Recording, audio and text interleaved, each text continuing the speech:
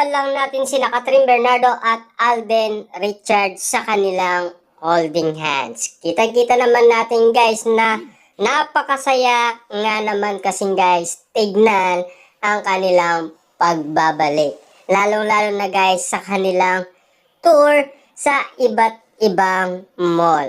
Siyempre guys no, saksi natin lahat ng mga manunood umano sa mga kaganapan sa nakikita natin guys na mga holding hands ni na Alden Richard at Catherine Bernardo. Dahil ang dalawa ay kinikilig umano abang sila ay naka-holding hands at napakasaya. Dahil ang moment nga naman guys ng ginagawa nila talagang sobrang sweet nila at napakalambing nila sa isa't isa. Kitang-kita naman natin guys na talagang sa kanilang mga mata ang nagsasabi na kung gaano sila kasaya. At gaano nga naman guys karomantic ang mga ginagawa nila. Kitang-kita naman natin guys, nag-i-enjoy sila sa kanilang ginagawa. At lalong-lalo na guys, sabi nga nila, hindi na peke ang kanilang ginagawa. It means, kung bakit nga naman tinawag ni Catherine Bernardo na mahal, let's go. Ibig sabihin ba nito guys, kahit man matapos itong movie nito ay spotted pa rin ba sina Catherine Bernardo at Alden Richard kahit na wala na silang movie. Diba? At alam naman natin guys, diba? Noon pa man, wala pa silang movie, ay spotted na silang dalawa. Lalong-lalo na guys, madami silang spotted, di ba? Unang-una, sa birthday ni Catherine Bernardo, sa Palawan, ikalawa, sa private birthday ni Catherine Bernardo, at ikatlo, sa kanyang house blessing. At lalong-lalo na guys, dumami pa ng dumami dahil mga okasyon kasi guys ang mga pinupuntahan ni Catherine Bernardo at Alden Richard.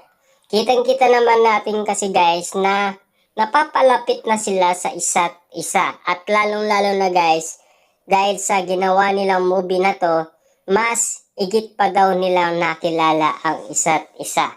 At lalong-lalo na guys, sa pagsasama na lang nila sa tour bilang magkaibigan ba? Or mas igit pa sa magkaibigan ang napapansin na natin at nakikita na natin. Dahil alam naman natin kapag ang isa ay tinawag mong mahal, ibig sabihin mahal niya talaga. Diba? Siyempre guys, si Catherine na mismo ang nagsalita niyan, hindi na tayo. Diba? Kasi tayo ay naghihintay pa ng press con. Dahil, ika nga kasi guys ni Alden Richard, siya ay magsasalita.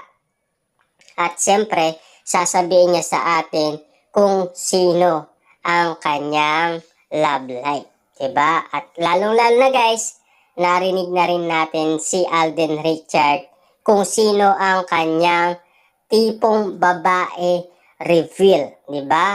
Ika nga niya, napakabait, supportive, di ba? Maalaga. Ibig sabihin lang nito, meron na siyang patunay na pinang-aawakan kung bakit nga naman guys, super bait niya at maalaga, di ba? At lalong-lalo na guys, meron ng idea ang maraming tao kung nakasubaybay kayo sa Kat din. Alam naman natin guys, lahat ng mga yan gawain ni Catherine Bernardo. Kahit na sabihin man natin guys, ang kaugalian ni Catherine Bernardo, observant, passionate, at funny. Diba? At bukod pa doon ay marami pa. Dahil marami tayo nasaksihan kay Catherine Bernardo sa Calgary, Alberta, Canada na gumagaling na siyang magluto, 'di ba? At lalong-lalo na kasi ang nakatikim pa ng luto ni Catherine Bernardo walang iba kundi si Alden Richard. Doon pa lang guys marami nang kinilig. kahit nga ang balita ay kinilig umano sa ginawa ni Catherine Bernardo at Alden Richard. Diba? At lalong-lalo na guys, si Ami Perez. Ika nga guys ni Ami, pwede ka nang mag-asawa dahil sa dami daw ng kanyang mga niluto. Diba? At ang tumikim pa kasi guys, walang iba kundi si Alden Richard. At siyempre, ika nga kasi guys ng karamihan at ang ibang lahi, bagay na bagay daw silang dalawa. Kasi guys, kahit na ang ibang lahi, gustong gusto kasi guys ang cat din. Dahil nakita daw nila ang kanilang movie na bagay daw silang dalawa. Ibig sabihin lang nito guys, kahit na ang ibang lahi, meron silang pinang-aawakang resibo.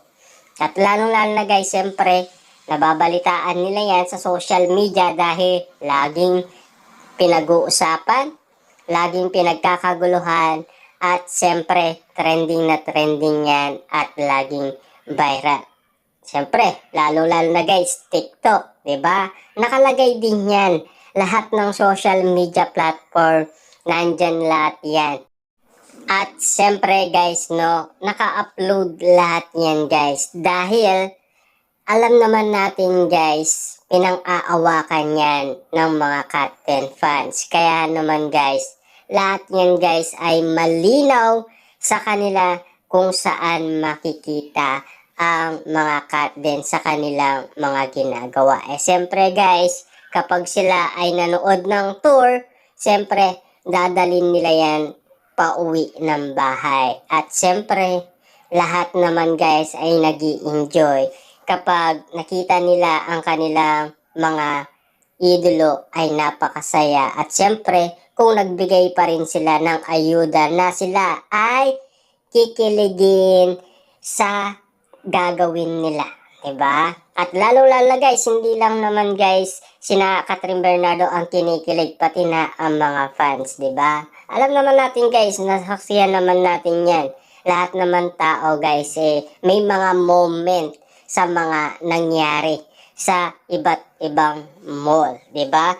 Kapansin-pansin yan kasi guys, alam naman natin talagang malaking bagay ang mga nangyayari sa Cat 10. At malinaw na malinaw pa sa mga Cat 10 fans kung ano ang nasisilayan nila at ano man ang nakikita nila, ano man ang pinag-uusapan nila, ano man ang pinagkakaguluhan nila, basta't para sa kanila, totoo na ang mga nangyayari. Dahil matagal na daw nila itong minanifest, 'di ba? Wala pa ang kanilang movie, 'di ba?